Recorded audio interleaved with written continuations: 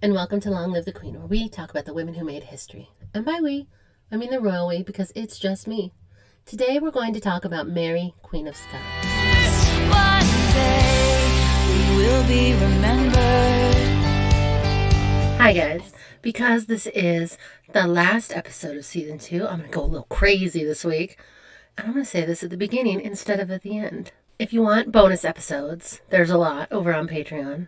And if you just really don't like commercials, you can join my Patreon for free and get all the same videos that I post other places, but without commercials. So head on over to my Patreon if you don't like commercials at patreon.com/longlivethequeenpodcast. Enjoy the episode. One day we will be remembered. Princess Mary was born the 8th of December, 1542, during an unusually cold winter. Her father was King James V of Scotland, and her mother was Queen Marie of Guise, a French heiress. And it was said that Mary was born prematurely, and at the time of her birth, she was the only surviving child of her father, the king. Her father, King James, was the son of Margaret Tudor and nephew of King Henry VIII of England. Princess Mary was only Princess Mary for 6 days, because her father then died, likely of dysentery, and at 6 days old, Princess Mary became Mary, Queen of Scots. The king is dead. Long live the queen. There was a story. I'm going to call it a Renaissance urban legend. It was told by John Knox, a famous Presbyterian pastor who really, really hated women. So I choose to believe it was just a tale. But as the story goes, when King James found out that his wife Marie had had a girl, he already suspected that he was going to die because he was already very sick. He supposedly said about the royal house of Stuart, "It came wi' a lass and it will gang wi' a lass," meaning it started with a girl, Marjorie Bruce, and it would now end with a girl, Mary, Queen of Scots. Spoiler alert, our little queen found a loophole and it didn't end with Mary, Queen of Scots, but John Knox didn't like women, especially women rulers. Maybe he said it, but also that was kind of stating the obvious. The Stuart line had gotten control when the Bruce line ran out of legitimate male heirs. The very same thing that was happening to the Stuarts now. It did eventually come true by way of Mary's great-great-granddaughter, Anne, Queen of England, who died without surviving children. Rumors were spread that the little premature Queen Mary was sickly. This doesn't seem to be true, though. She was reportedly healthy and strong for her age, with an English diplomat, Ralph Sadler, saying, "It is as goodly a child as I have seen of her age, and is like to live." But obviously, Queen Mary, at 6 days old, was far too young to run the country, so a regent was needed, and Dowager Queen Marie was still in her childbed. She wasn't equipped in the moment to fight for the regency. So they were down to 2 options for regent. One was the Catholic Cardinal Beaton. His claim was based on the will of King James, that his opponents claimed was fake. The other was the Protestant James Hamilton, Earl of Arran, who was at the time second in line to the throne. The Earl of Arran had more support, and he became regent to the disappointment of most of the Catholics, including the very Catholic Queen Mother. King Henry VIII of England was thrilled with the development of Scotland's 6-day-old queen. He had a rivalry with his late nephew, King James V, so he proposed that the baby Queen of Scots be betrothed to the 4-year-old heir to the English throne, Prince Edward. He was hoping to unite the United Kingdom with the marriage of the Queen of Scots and the future King of England. Their firstborn son would become king of both nations. A treaty was signed that said when the baby queen was 10 years old, she would be married to the then 14-year-old Prince Edward, and she would move to England to be raised by her future father-in-law, King Henry VIII. The treaty also stated that if the couple failed to produce children, the countries would remain separate. So the Protestant regent was making deals with the same king that they had lost their last king fighting against. The Catholics weren't happy with this development. The Catholics didn't want the Protestants in charge, and they didn't want to work with Protestant England. They wanted to work with Catholic France, who, to be fair, had a less violent history with Scotland than England had. Beaton fought back and pushed for the French alliance. He also wanted to move the baby queen from the residence of her birth to a safer Stirling castle. The Earl of Arran rejected this, but Beaton showed up with a group of armed supporters, and Arran had to back down. Queen Mary, at the age of 7 months, was moved with her mother to Stirling Castle, escorted by about 3,500 armed men. Mary was crowned as Queen of Scots at 10 months old. Reportedly, the ceremony was solemn. But that was the tradition. It wasn't the party that it was in England. Long live the Queen. Shortly before the Scottish Queen was crowned, the English king arrested some Scottish merchants on their way to France and impounded their goods. This caused understandable anger in Scotland. The English king was pushing the boundaries of their relationship. The Scottish anger backfired hard on England. The Protestant regent decided he wanted nothing to do with this English nonsense. He became Catholic and decided to start pursuing a French alliance hard. They canceled the treaty, agreeing to betroth the two royal children. So the King of England was running out of powerful allies in Scotland. He did what he did, and he began the rough wooing. It wasn't as cute as it sounds, though. It was the war version of, he only picks on you because he likes you. And I don't ever love that dynamic. Let's end that here. King Henry waged some pretty heavy war on Scotland, trying to force them to honor the marriage treaty. So some call it the rough wooing, and some call it genocidal warfare. Potato, potato, I guess. The English mounted a series of attacks against the Scottish and the French. But what doesn't kill you makes you stronger, and he was just forcing them together more quickly through his attacks. Rough wooing isn't the move, guys. In 1544, the English invaded Edinburgh, and 1.5-year-old Queen Mary was taken to Dunkeld for safety. So the Scottish Catholics were under attack by the English, but they did have control of the government still at this point. The Scottish Protestants were not happy. They wanted to make nice with the English, but instead, they were being invaded. 2 years into the rough wooing, some of the Protestant lairds were angry, and a group of them killed the Catholic Cardinal Beaton. So it looked like the Protestants may come out ahead in Scotland, until 8 months later when King Henry VIII died. That was a pretty hard blow to the Scottish Protestants. King Henry had been one of their most powerful supporters. The king is dead. Long live the king. So it was looking pretty good for the Scottish Catholics. They still had France on their side. But then, in 1547, just 9 months after the English king, the Scots lost a pretty major battle. Despite their crushing defeat, the Scottish refused to come to terms, and the little Queen Mary was smuggled out of the country. King Henri II of France, not the 8th of England, agreed on the condition that Queen Mary be betrothed to his 3-year-old son, the Dauphin of France, the same deal that England had wanted. The regent, Aaron, the Catholic formerly known as Protestant, agreed to the betrothal. If I'm honest, it makes way more sense. The Catholic queen had a very Catholic, very French mother. A marriage with an English Protestant prince was doomed to fail. King Henry VIII just wanted Scotland, but so did King Henri II of France. So 5-year-old Mary, Queen of Scots, was smuggled into France to be betrothed for a second time, this time to the French heir to the throne. Mary was accompanied by her own court, including 2 illegitimate half-brothers and the 4 Marys. 4 girls, all her own age, all named Mary. To cut back on the confusion, but 5 little girls named Mary seems like it maybe would be more confusing.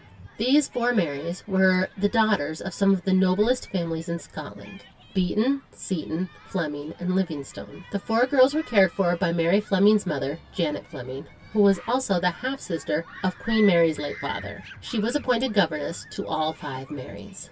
Guys, it's a joke. I don't know if 16th century humor translates now, but the 3 Marys is from the Bible. So this was a play on that. It was the 4 Marys. See, it's funny because they changed the number. And because there were actually 5 Marys, because Mary, Queen of Scots, was also a Mary with her 4 Mary friends. Jokes were different back then. Maybe it was funnier in French. I don't know. But it was like, haha, funny joke, the 4 Marys. Mary, Queen of Scots, was one of the few royal retinue that was not seasick. She teased her friends for the trip because she was the only one who stayed not puking. Janet Fleming was their governess for about 7 years until she left back for Scotland because of an affair with the French king, so that's its own story. Upon arriving in France, Queen Mary was met by her French grandparents. Queen Mary was, according to contemporary descriptions of her, charming, vivacious, beautiful, and clever. She was very congenial as long as her grandeur was respected. She had a sharp wit and was a natural conversationalist. She was very popular at the French court with everyone except her future mother-in-law, Catherine de' Medici.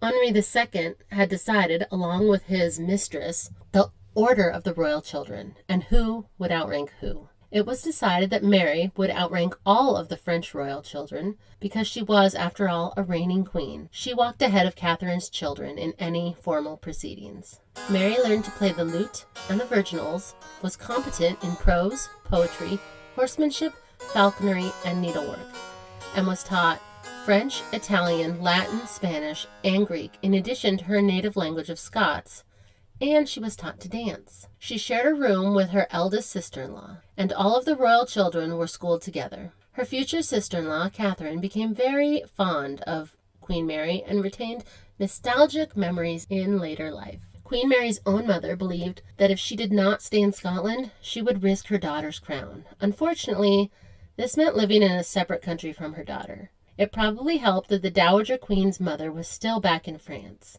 So little Queen Mary had her grandmother with her, and she acted as one of her young granddaughter's principal advisors. When Mary was 6, her mother came to France. Scotland had made peace with England, finally, and this was her first opportunity. The mother and daughter appeared during a festival together, celebrating the French helping the Scottish to defeat the English. While her mother was in France visiting Queen Mary's older half-brother died, making Mary her mother's only surviving child. Mary was considered a pretty child, and later, as a woman, strikingly attractive. At some point during her childhood, she had contracted smallpox, but the case didn't seem to be a bad one, and she escaped it with relatively few scars. Queen Mary was eloquent, and like her mother, she was exceptionally tall for her time. She reached a height of 5'11", or 1.8 meters. Her betrothed, Francois, was reportedly unusually short and suffered from a stutter. King Henri, France's father, reportedly said, "From the very first day they met, my son and she got on as well together as if they had known each other for a long time." And this seems to be true. From all reports, the two children got along wonderfully, and Queen Mary was very fond of Prince Francois, and he was happy to follow behind her. In 1558, when Queen Mary was 13, she signed an agreement agreeing to bequeath Scotland to France if she died without children. That's a risk. It's unclear if she understood exactly what she was signing. But by this time, she was far more French than Scottish, and although her allegiances lay with Scotland, she likely wouldn't have seen the problem with uniting Scotland and France. But it was a secret because Scotland was not likely to respond well to this agreement. 20 days after she signed this agreement, she was married to the Dauphin of France, making Mary future Queen Consort of France, and Francois the King Consort of Scotland. By this point, Queen Mary's old betrothed had already died. His older sister, the Catholic Queen Mary, had been queen. The king is dead. Long live the queen. But just after Mary married the Dauphin, that Queen of England also died, also without children. There was a bit of dispute about who would follow her. The Catholics wanted it to be Queen Mary, as she was Catholic and a direct descendant of King Henry VII of England. The Protestants wanted it to be King Henry VIII's youngest daughter, Princess Elizabeth. The Catholics argued that Princess Elizabeth was a bastard because her father was already married to Queen Catherine when he married Elizabeth's mother, Anne Boleyn. The Protestants argued that that was the very reason that King Henry left the church in the first place, and just because it wasn't a Catholic marriage didn't make it illegitimate. But England was largely on Princess Elizabeth's side. As we've said before, popular opinion has a lot to do with who the monarch is. So Princess Elizabeth became Queen Elizabeth I of England. The Queen is dead. Long live the Queen. It helped Elizabeth that her father's will had specifically stated that he did not wish his Scottish relatives to be included in the line of succession. When England proclaimed Elizabeth their queen, King Henri of France proclaimed his son and daughter-in-law were the king and queen of England. He was trying to unite France, England, Ireland, Wales, and Scotland under the reigns of his son and Mary, Queen of Scots. So Mary, Queen of Scots, and Queen Elizabeth I were both claiming to be Queen of England. So they didn't have the best impression of each other, despite being related and having never actually met. When Mary, Queen of Scots, was 16, her husband Francois was 15, and things changed in a pretty major way. The King of France died from a splinter, a real bad splinter. He was jousting, and a large fragment of lance broke off in his eye. The lance that did the damage, ironically, belonged to the captain of the Scots Kingsguard. Accidentally stabbed by a Kingsguard. Yikes. Jaime Lannister, anybody? The royal surgeons decided to go with a wait-and-see approach. Like, the eye looks pretty bad. Let's see if this large fragment of wood works itself out. Except this splinter was so large and so bad that it also caused brain damage and infection, and the king died of sepsis 10 days later. The autopsy found that he had cerebral abscesses and the infection had spread throughout his brain. So the king is dead. Long live the king. 15-year-old Francois was King Francois II of France, and 16-year-old Mary was his queen consort in addition to being Queen of Scots, and the purported Queen of England, Ireland, and Wales, though a lot of people disagreed with that last part.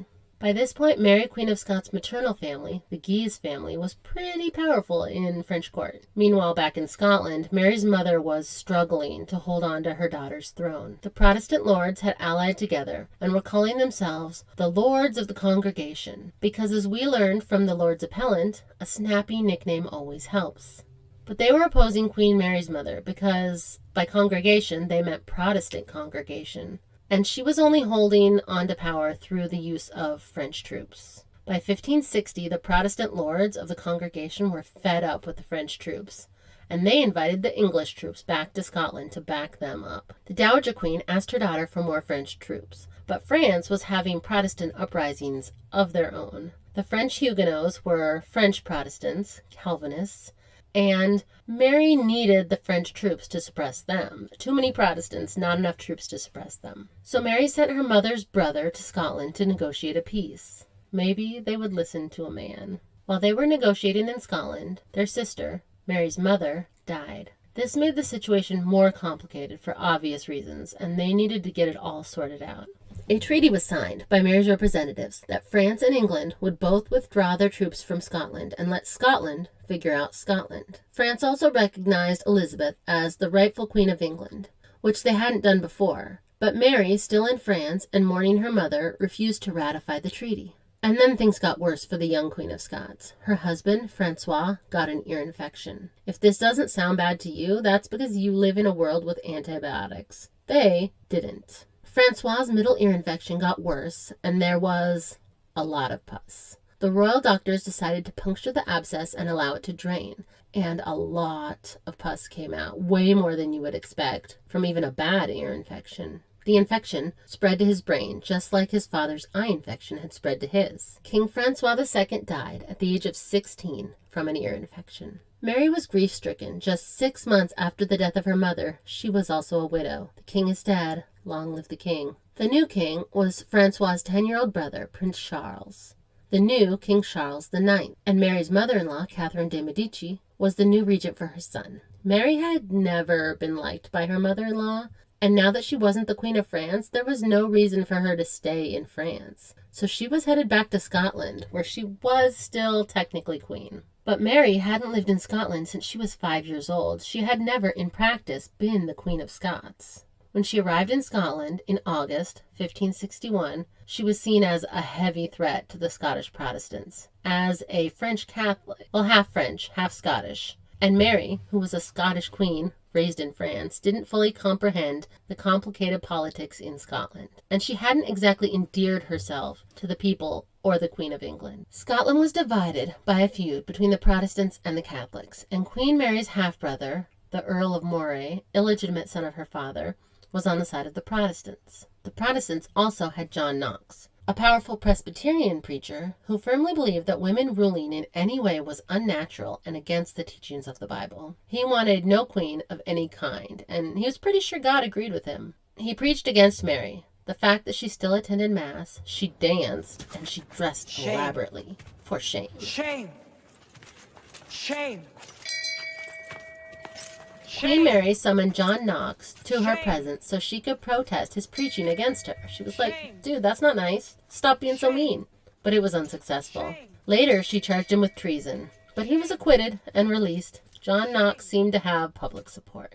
And the Catholics were not happy with her either. She was being too tolerant with the Protestants in their opinion. She also kept her half-brother, the Earl of Moray, as one of her chief advisors, who was also a Protestant. He may have been a Protestant, but he was also Scottish, and he had grown up there. He understood the complicated political situation in Scotland. She needed his help.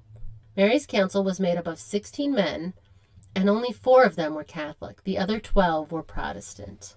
This likely wasn't an accident or even mismanagement. She was still angling to become Queen of England. Her father's cousin, Queen Elizabeth, was Queen of England, but she had no children or a husband. If she died without heirs, Queen Mary thought she had a chance to be named Elizabeth's successor, but not if she seemed too anti-Protestant.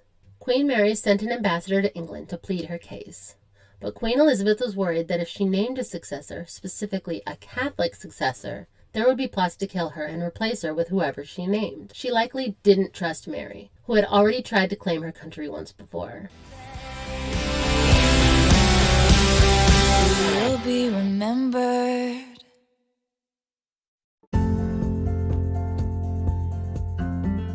Thanks for listening.